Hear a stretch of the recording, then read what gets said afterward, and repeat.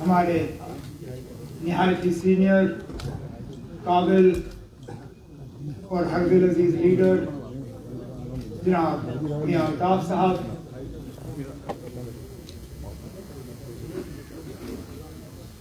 यहाँ पे हमारे एडिशनल जनरल सेक्रेटरी जनाब अजय सब्रोत्रा साहब, डॉक्टर मुस्तफा कमाल साहब, सूबाई सदर जनाब रतन लाल गुप्ता साहब, स्टेज पे बैठे हुए तमाम नेशनल कॉन्फ्रेंस के सीनियर लीडरान, यहाँ पे आए हुए साबका पंच, सरपंच, बाकी ओहदेदार हजरात, भाइयों, बुजुर्गों, आप सबको मेरे तरफ से अस्सलाम वालेकुम और आदाब। सबसे पहले तो मैं आज के कॉन्फ्रेंस पे हमारे जो ऑर्गेनाइजर हैं उनको इस कॉन्फ्रेंस के लिए शुक्रिया करना चाहता हूं। शुक्रिया इसलिए कि रखने में थोड़ी देरी हुई,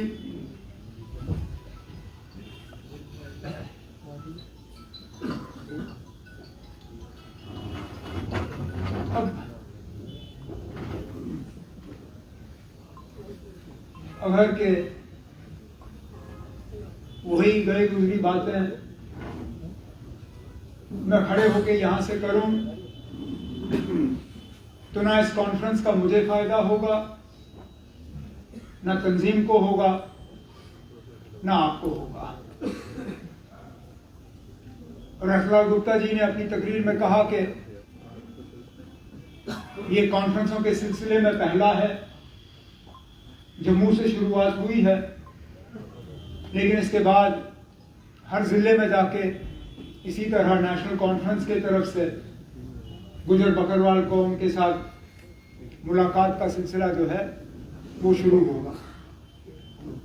अपने आप में तो ये अच्छी बात है और मैं चाहूंगा कि बहुत जल्दी जो है ये सिलसिला शुरू हो, लेकिन उसके साथ साथ मैं ये भी कहना जरूरी समझता हूं कि अगर उन कॉन्फ्रेंसों में भी हमने इसी तरह की तकरीरें की तो फिर हम वो कॉन्फ्रेंस करें ना करें, बात एक ही है। या तो मैं गलतफहमी का शिकार हूं या फिर कहीं हम जो तंजीम के हुक्मरान हैं कहीं हमें मत धोखे में रखा जा रहा है। क्योंकि अगर आप मुझसे पूछें तो जो विरासत में हमें, और जब मैं हम कहता हूं मैं नेशनल कॉन्फ्रेंस की बात कर रहा हूं, जो विरासत में हमें गुजर बकरवाल कौम के साथ एक रिश्ता मिला था उसकी हमने सही परवरिश नहीं की है।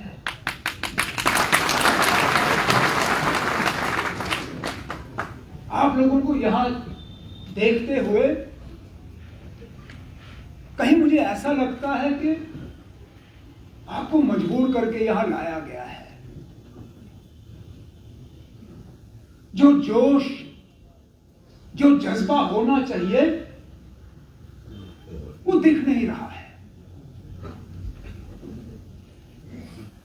अब मैं, जैसे मैंने कहा, मैं वही they'll put the generator. Don't worry, वही पुरानी तकरीरें यहां करके निकल जाऊं, कुछ बदलेगा नहीं तो फिर क्या फायदा। हम ये कहते हैं कि गुजर बकरवाल कौम को नेशनल कॉन्फ्रेंस के अलावा कुछ दिखता नहीं है,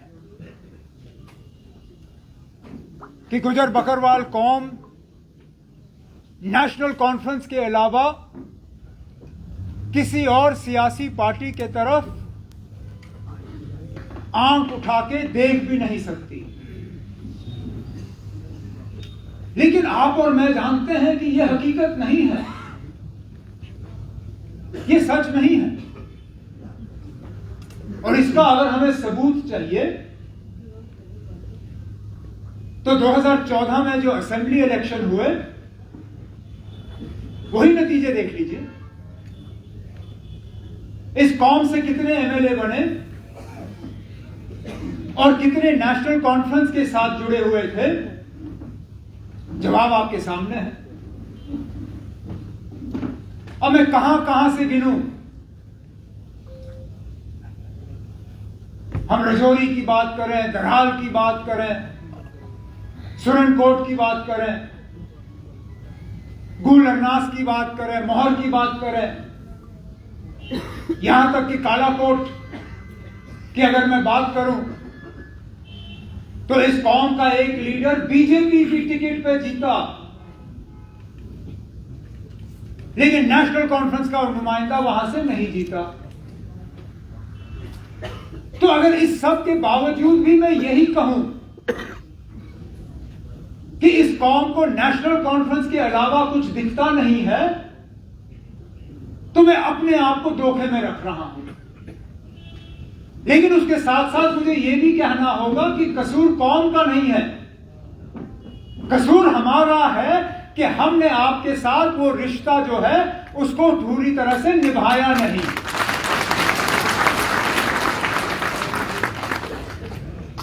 और निभाएंगे भी कैसे अगर हमें अपनी गलतियों का एहसास ना हो।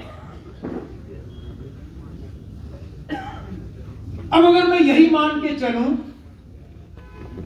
कि हमारे साथ रिश्ता बनाना आपकी मजबूरी है, मजबूरी पे रिश्ता नहीं बनता। आपकी तमन्ना होनी चाहिए, आपकी ख्वाहिश होनी चाहिए, आपकी मजबूरी नहीं होनी चाहिए।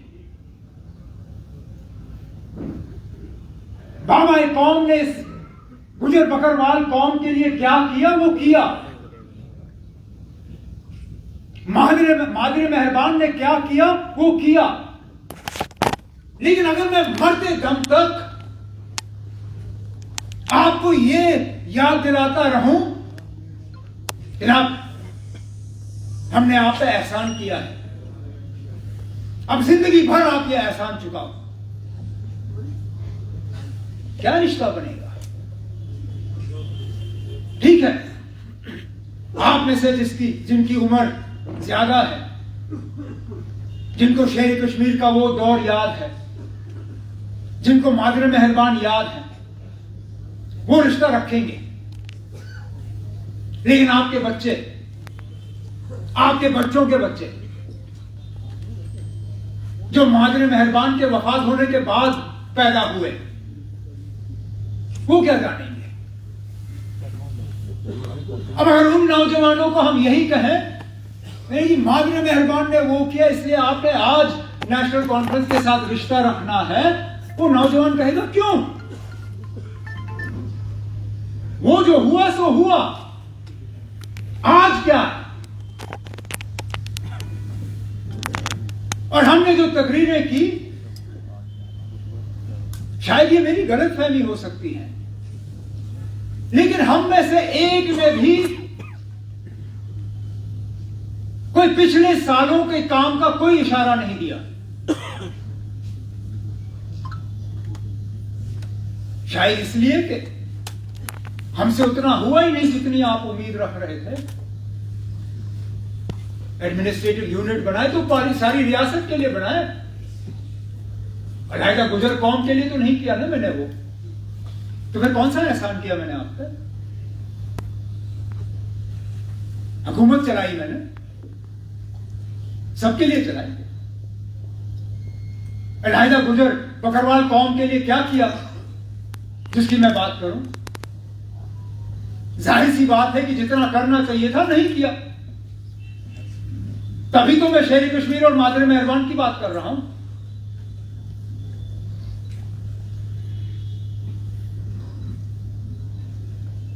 तो ठीक है, हम ये कॉन्फ्रेंस कर रहे हैं, लेकिन मैं माफी चाहता हूं ये कहते हुए इस कॉन्फ्रेंस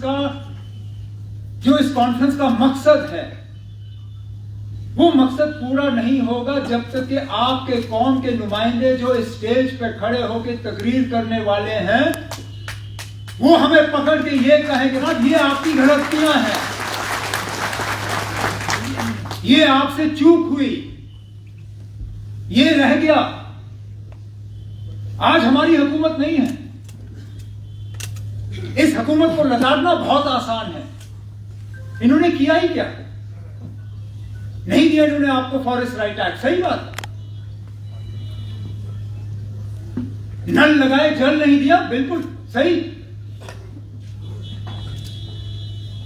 इस कौम के लोगों के साथ क्या हाल हुआ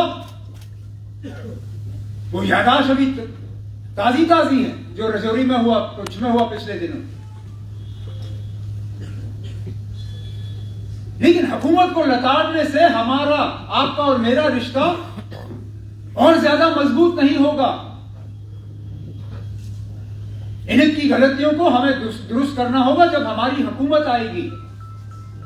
लेकिन उससे पहले इस रिश्ते को और ज्यादा मजबूत करने के लिए जो इससे पहले हमारी गलतियां थी, वो क्या गलतियां थी और उनको कैसे दुरुस्त किया जा सकता है, वो हम सुनना चाहेंगे। तब जाके मुझे लगेगा कि वाकई इस कॉन्फ्रेंस का इस तंजीम को फायदा हुआ है। नहीं तो मैं हमेशा, मुझे अब 20-25 साल हो गए ये करते हुए, मैं जैसे ही स्टेज पे बैठ जाता हूं मुझे पता चल जाता है ना मीटिंग की क्या हालत होनी है। और जब स्टेज से ताली पहले बजती है फिर लोग ताली बजाते हैं, मुझे पता है ना ये मीटिंग गई का। और अभी तक मां सिवाय जब मियां साहब ने तकरीर की और सगोत्रा साहब ने जल और नल की बात की, हकीकत यह है कि पहले ताली यहां से बजी, फिर आप लोग शर्मिंदा होकर आप लोगों ने भी ताली बजाई। नहीं तो मर्जी से ताली बजाने की आपकी कोई, ये आपका कोई इरादा नहीं था।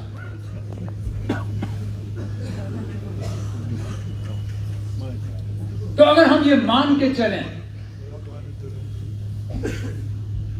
कि हम जो यहां बैठे हैं, मैं, फारूक साहब, सगोत्रा साहब, मुस्तफा कमाल साहब, सागर साहब, कोताही हमसे हुई है, तो इस रिश्ते को दुरुस्त करने की भी सबसे ज्यादा जिम्मेदारी हमारी बनती है। लेकिन दुरुस्त हम तभी कर पाएंगे जबकि कोई हमारे कान में ये बात डाले कि ना ये वजह है। तो खुदारा मैं और इसके बाद तकरीर करूंगा नहीं, क्योंकि बेसब्री से हम जनाब फारूक अब्दुल्ला साहब की तकरीर सुनने का इंतजार कर रहे हैं। लेकिन जाते जाते सिर्फ आपसे मेरी यही मोतबाना गुजारिश होगी कि ये रिश्ता मजबूत करना, ये हमें एक फर्ज के तौर पे समझना चाहिए। ये रिश्ता अगर और ज्यादा कमजोर हुआ, उसका खमियाजा नेशनल कॉन्फ्रेंस को भुगतना ही होगा। लेकिन हकीकत यह भी है कि नेशनल कॉन्फ्रेंस की कमजोरी से जम्मू कश्मीर कमजोर हो जाता है, और अगर हम इससे ज्यादा कमजोर हुए हम तबाह हो जाएंगे।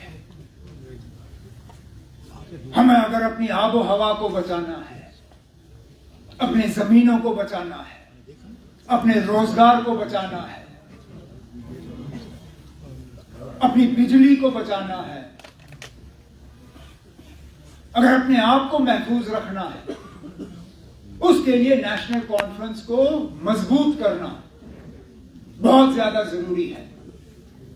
और गुजर बकरवाल कौम के साथ एक मजबूत रिश्ता रखे बिना नेशनल कॉन्फ्रेंस को मजबूत हम कर नहीं सकते हैं। तो इस उम्मीद के साथ कि आगे जाके कॉन्फ्रेंसों का सही इस्तेमाल होगा, खुल के बातें होंगी, हमें अपनी गलतियों का एहसास दिलाया जाएगा और उन गलतियों को दुरुस्त करने का एक मौका दिया जाएगा। मैं एक बार फिर आज के इस कॉन्फ्रेंस पे आज के ऑर्गेनाइजर्स को शुक्रिया करना चाहूँगा और आप सब नौजवान बुजुर्ग जो यहाँ आए हैं, आपने अपना कीमती वक्त हमें आज दिया, उसके लिए मैं आप सबका तहे दिल शुक्रगुजार हूँ। बहुत बहुत शुक्रिया।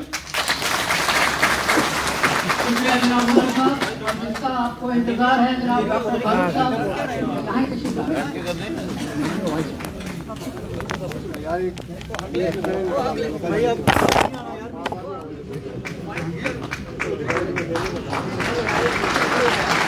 उमर साहब, बाकी लीडर स्टेज पे भाइयों बहनों, उमर साहब ने सख्त तकलीफ और तंज इसलिए था क्योंकि दिल में दर्द, और ये भी सच है जो ने फरमाया, गलतियां होती हैं जिंदगी में, किससे गलती नहीं, बंदा बशर, और गलतियों से इंसान सीखता है और उससे आज से रास्ता निकलता है, मगर ये भूला नहीं जा सकता। अगर आज भी हम शेर कश्मीर का नाम लेते हैं, लैंड ट्रेलर की बात करते हैं, कई लोग जानते भी नहीं हैं, इसीलिए कहना पड़ता है। आपके बच्चे नहीं जानते। शेर कश्मीर के जमाने में वो जब आप लोग जाते थे पहाड़ों पे तो टीचर आपके साथ जाता था, वो कितना आपको पढ़ाता था मैं नहीं जानता, मगर एक उस्ताद साथ जाता था कि आप तालीम से महरूम न रहे। अगर कोई कौम सबसे ज्यादा पिछड़ी थी वो गुज्जर बकरवाल और शेड्यूल कास्ट थी, इसमें कोई शक नहीं, बहुत पीछे जा गए, तालीम से महरूम थे। और जब तक तहलीम नहीं आई, अगर हिंदुस्तान में भी आज आप देखें तो मुसलमान जो हैं तालीम से बहुत पीछे हैं। दीनी तालीम हासिल की, मगर दीनी तालीम हासिल करने के बाद भी वो दीन से बहुत दूर रहे। अगर हमने उस वक्त तालीम पाई होती तो आज हमारी हालत ये नहीं होती। अल्लाह का शुक्र है शेड्यूल ट्राइब मिला आपको, शेड्यूल ट्राइब से आपके लोग उठने लगे। अगर आप देखें डीसीपी हैं, पुलिस में बड़े बड़े अफसर हैं, सेक्रेटेरिएट में बड़े बड़े अफसर हैं, हर जगह लगे हुए हैं। ये शेड्यूल कास्ट की रिजर्वेशन से, शेड्यूल ट्राइब की रिजर्वेशन से। आज अगर वो पिछड़ी कौम शेड्यूल कास्ट जो हैं, आज वो जहाज भी उड़ा रहे हैं, फौज में भी बड़े बड़ी जगहों पे, हर जगह पे, बड़े बड़े ओहदों पे, दफ्तरों में। सबसे बड़ी चीज जो आपको करनी पड़ेगी वो तालीम की तरफ आप लोगों को भी तवज्जो देनी पड़ेगी। उसमें जरूर इंशाअल्लाह अगर हुकूमत अल्लाह ने दी उसकी तरफ हम लोग देखेंगे। फिर सेहत देखी, सबसे ज्यादा मैंने सेहत देखी अगर गिरी हुई है तो गुज्जर बकरवाल की है, क्योंकि वो बहुत पीछे रहा। मेरे खुद रिश्तेदार हैं, टंगमर में रहते हैं, वो आज भी घोड़े चलाते, आज भी गुलमर्ग में जाकर टूरिस्ट गाइड है,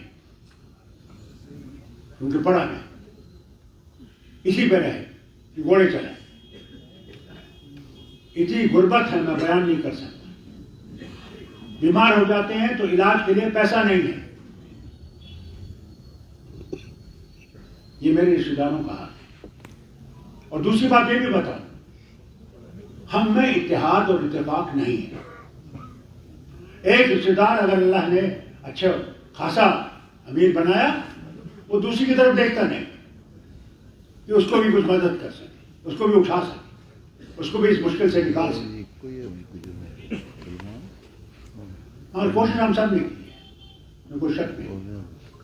कितनी की कितनी नहीं की दूसरी बात है, मैंने कोशिश की। मेरी भी हुकूमत 6 साल रही, जितना मैं कर सका मैंने कोशिश की। स्कूल बंद थे, कभी भूलिए मत, कोई स्कूल मैं हर वक्त हेलीकॉप्टर से उठता था आपके इलाकों से ऊपर से, बंद थे। अल्लाह शबीर साहब को सेहत बख्शे, मेरे साथ बैठे थे, तो उन्होंने वो रहबर तालीम जब लाया, मैं उनसे पूछा था कि यार ये कभी शेफी साहब ये स्कूल खुलेंगे? क्योंकि एक अखबार होता था यहाँ पे, कश्मीर टाइम उसका नाम था, वो हर दिन लिखता था, इतने दिन रह गए स्कूल खुलेंगे। मैं असेंबली में उनसे पूछा ये होगा, कभी होगा ये भूलिए मत। 300 डॉक्टर और उसमें वैद और उसमें हकीम और बाकी डॉक्टर, ये नहीं देखकर इसका मजहब क्या है ये। मैंने उनको नौकरी लगाया और भेजा, मैंने कहा गांव में जाओ, गांव में लोग की तरफ देखो। कभी मत ये भूलिए, शेख साहब ने एक लाया था कि उस्ताद जो है उसको सिखाया जाए छोटी छोटी बीमारियों का इलाज, और अगर वो बीमार ज्यादा हो तो अस्पताल भी ले, क्योंकि बच्चे से पूछते थे वो घर में सब ठीक है। अगर किसी दिन बच्चा नहीं आता था तो उसने पूछा क्यों नहीं आए, माँ बीमार है, बाप बीमार है। ऐसी ऐसी चीजें की गई जो मैं नहीं समझता हूँ कहीं भी दुनिया में की होगी। किया नेशनल कॉन्फ्रेंस जो कितना कर सकती थी किया, और कितनी लड़ाइयां हमें दिल्ली से नहीं लड़नी पड़ी। वो सारा पैसा उनके पास है, वो जब चाहे भेजते हैं, जब चाहे नहीं चाहिए। उसके बाद भी जितना हो सका, कहना कि हमने नहीं किया, गलत किया, हो सकता है हर एक लोग नहीं कर सके। काफी कंडी खनाल बने, ये जो कुशवा से यहां तक लाई गई। सबसे बड़ी मुश्किल उसमें यह आई कि कंडी बराज बनाना था। वो पंजाब ने वादा किया था उस वक्त हमसे, शेर कश्मीर के वक्त से, कि हम बनाएंगे, आप हमें वो डैम बनाया हुआ है, बिजली जहां से पैदा करते हैं ये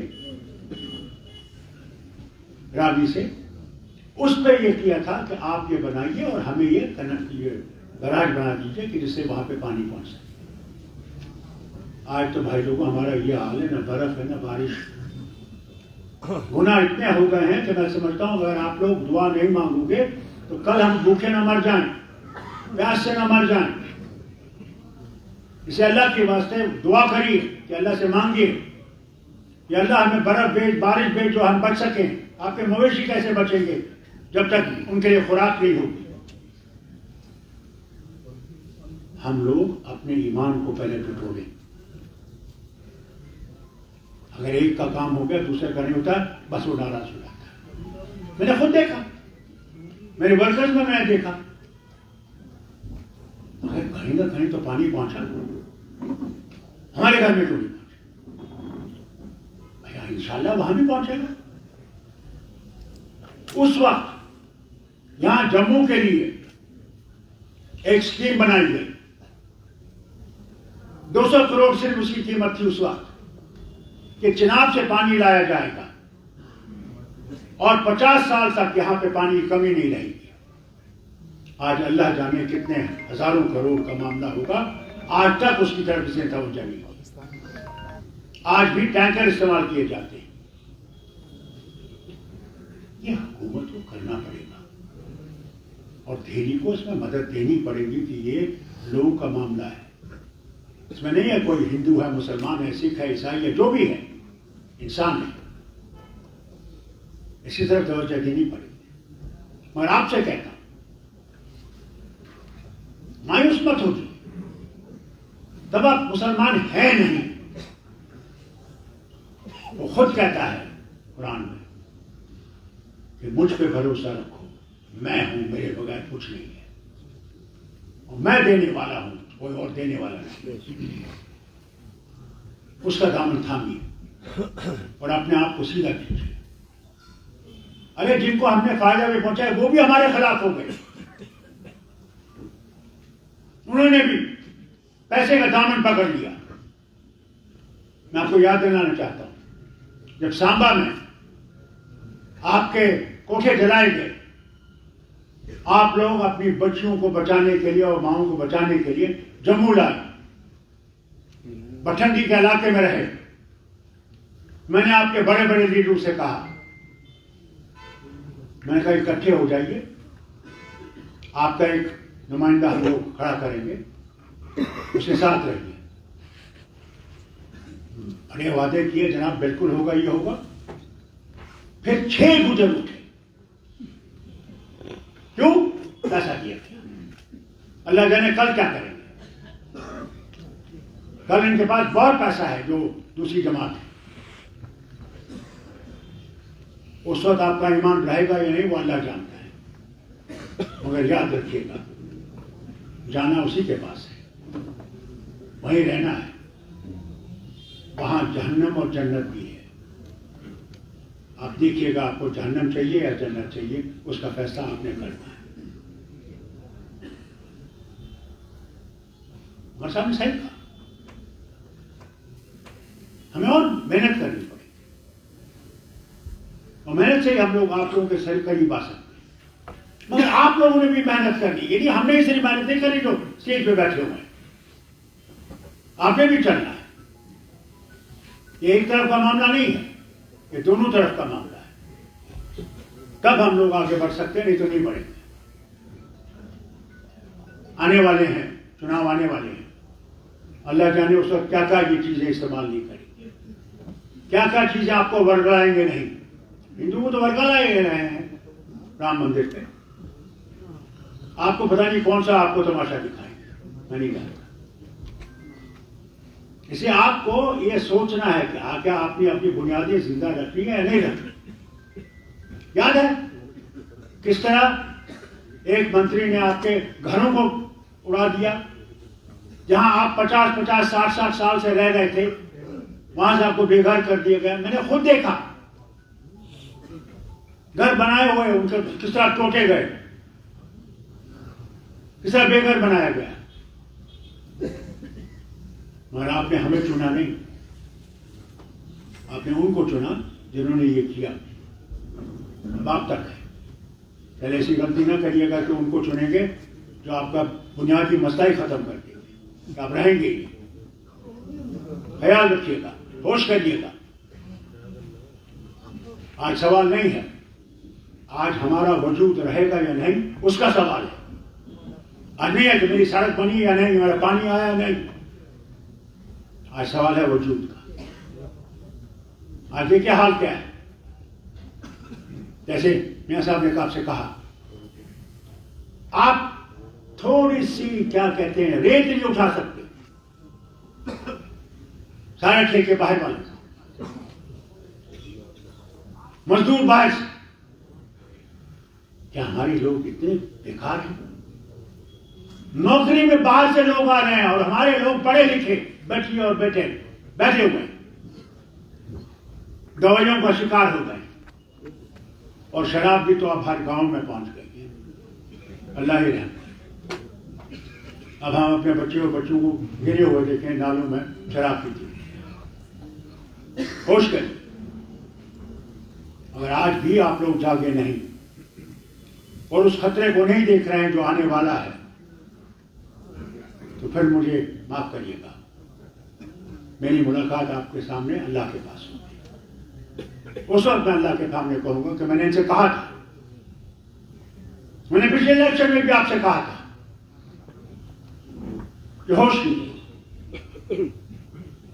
और जम्मू कश्मीर का अवाम बेहोशी में रहा, हिंदुत्व में पाकिस्तानी समझने लगा, और वो इनके चक्कर में आ गया। आप लोगों को पता नहीं क्या चक्कर दिए गए, मैंने कहा। मुझे मौलाना सईद की ये बात याद है, शेख कश्मीर में सब लीडर जेल में थे, पार्लियामेंट्री इलेक्शन आया, उन्होंने कहा नेशनल कॉन्फ्रेंस अगर कहेगी खंबे पे उसका निशान होगा, उस खंबे को आपने वोट देना है। आज हम कहते हैं पहले हम देखिए ये कौन है, ये हमारा है या दूसरे का है। आपको छोड़ दीजिए, आज ये सोचिए कि हम बचेंगे या नहीं बचेंगे। मैंने कभी नहीं देखा कि रियासत को यूनियन टेरिटरी बनाया जाए। मैंने यूनियन टेरिटरीज को स्टेट बन के देखा है, मैंने ये नहीं देखा जो आज यहां हो रहा है। सारे अफसर बाहर के, वो क्या जाने आप कौन है, कहां से, अभी तकलीफ क्या है। उमर साहब के वक्त में और मेरे वक्त में और शरीफ कश्मीर के वक्त में सेक्रेटेरिएट में इतना रश होता था लोगों का कि आप चल नहीं सकते थे। हर दफ्तर में ये बैठे मेरी मिनिस्टर, पूछिए इनसे, घरों में रश, क्यों कोई सुनने वाला था। आज कोई सुनने वाला,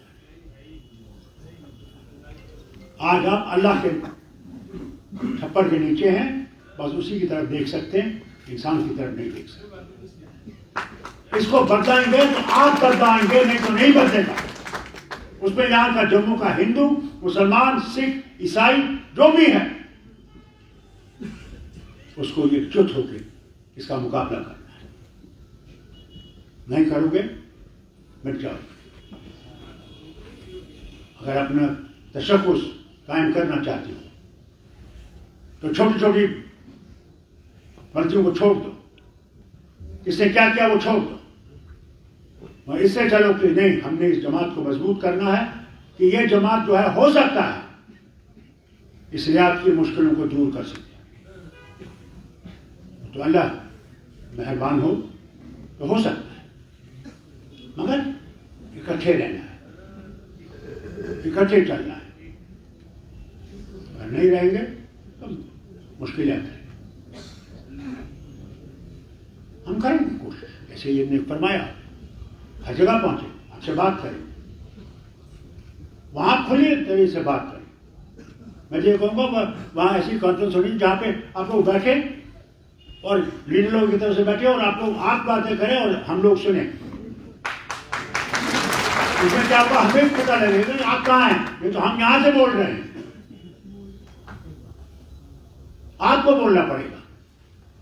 और वो मैं इनसे गुजारिश करूंगा, वो कॉन्फ्रेंस रखेंगे जहां पे चांदी क्यों ना हो, मगर हम आपके दर्द को सुन सकें कि कल अगर अल्लाह ताला ने हुकूमत भेजी तो हम उस दर्द को याद रखेंगे और उस दर्द की दवा करने की कोशिश करेंगे। ये जरूरी है, मगर सबसे पहले अल्लाह पे भरोसा, उसके सिवा कोई ताकत। दूसरा फिर अपने आप पे भरोसा। जिस दिन तुम में वो भरोसा आ जाएगा, हम डर जाते हैं।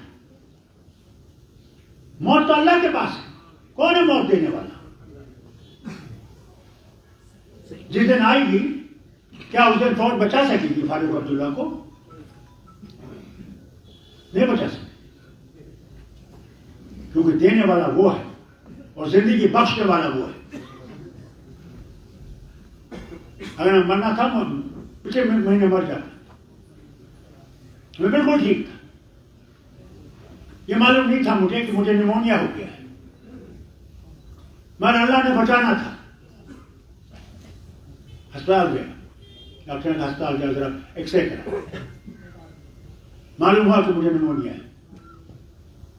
फौरन मुझे वहां पर अस्पताल में दाखिल होना पड़ा, दवाएं दी तो मैं ठीक हो गया। और हम डर जाते, सच्चाई बोलना नहीं चाहते, क्यों डरते? इतना डर है तुम्हें मौत का, जब आएगी कोई रोक नहीं सकता, और जब तक वो नहीं आएगी तो कोई मार नहीं सकता। ये बात क्या है कि तुम्हारा ईमान कमजोर है, तुम अल्लाह को नहीं समझते। तो मुसलमान जरूर हो, नाम के मुसलमान हो, अमल के मुसलमान नहीं हो। न नमाज, कुरान तो छोड़ दीजिए ना, आप अल्लाह ने आपको बरकत दी हो कि किसी के साथ बांटोगे, रोजे रखने तो सवाल ही है। हज करने पहुंच जाएंगे कि नाम हज ही लग जाएगा, वो नहीं है, इस्लाम नहीं। इस्लाम मोहब्बत का मसलब है, भाईचारे का मसलब है, हर एक के साथ बराबरी का सलूक करने का मजहब है। उसको पकड़ लीजिए, उसमें अल्लाह ताला हमें मुश्किलों से निकालेगा। कोई धर्म बुरा नहीं, कोई भी धर्म, इंसान बुरा है, धर्म बुरा नहीं है। उस धर्म को आप कैसे इस्तेमाल करते हैं वो अलग बात है, उसका जवाब वहां देना है। से जमात है, सबने मेहनत की है। मैं आपसे कहूंगा, मैं ये जो हमारे मियां साहब, अगर मैं बयान करूं मैंने कहां कहां इनको नहीं भेजा, जहां मुश्किलें आई अल्लाह ही जानता है। पहुंचे क्यों ना, पहाड़ के कोने में पहुंचा, पहुंचे। जंगल काटे जाते थे और जंगल बचाना जरूरी था। मैं हेलीकॉप्टर में आ रहा था, मेरे साथ फॉरेस्ट मिनिस्टर थे इचलू साहब। माता वैष्णो देवी की पहाड़ी देखते हैं आप, मैंने नीचे देखा कि पहाड़ जंगल काटा जा रहा है।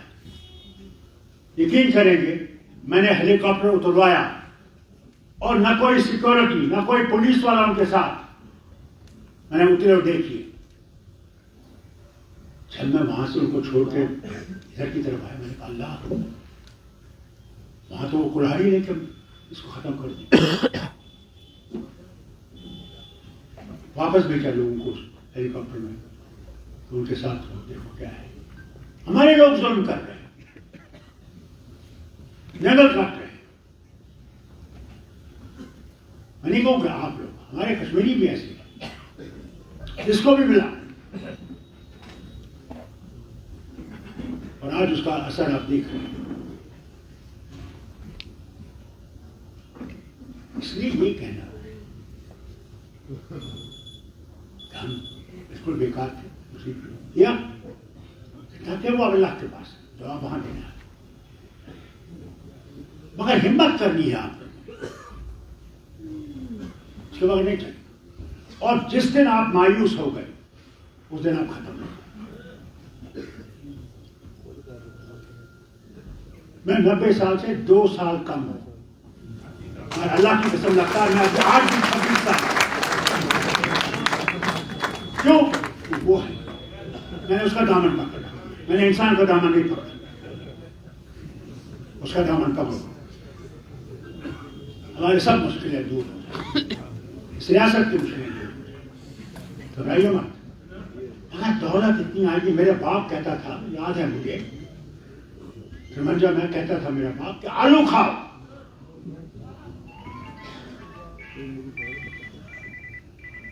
मगर सर मत झुकाओ।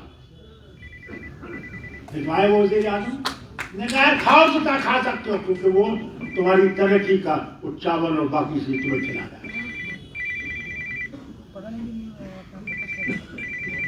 इसलिए अगर आपको इज्जत चाहिए तो पहले उस इज्जत के लिए अपने खड़े हो जाए।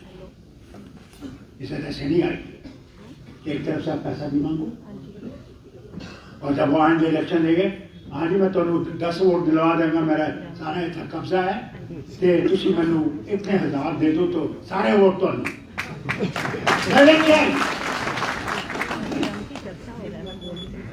ऐसे मेहरबान है हमारी, अल्लाह ही रहम। पैसे और शराब के लिए कौन को बेचने के तैयार है?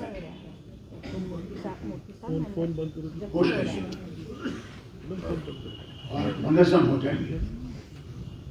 ये ना हो कि कल आप गलती करें और खामियाजा हमारे बच्चे को पढ़ाते रहें। मैं आप सब गीतों का शुक्रगुजार हूँ, उमर का शुक्रगुजार हूँ कि इसने ऐसी बात छेड़ दी। ईमान से मैं कहता हूँ, मैं तो बड़े घबरा गया, खुदा की कसम है। मैंने कहा मारेगा, ये सारी लीडे मारेगा, मैं खुद मारूंगा, क्योंकि सच बहुत मुश्किल है। झूठ में तो हम बड़ा कुछ आप कैसे, अरे यार ये भी कर देंगे, वो भी कर, यहां से भी आएगा, उधर से आएगा।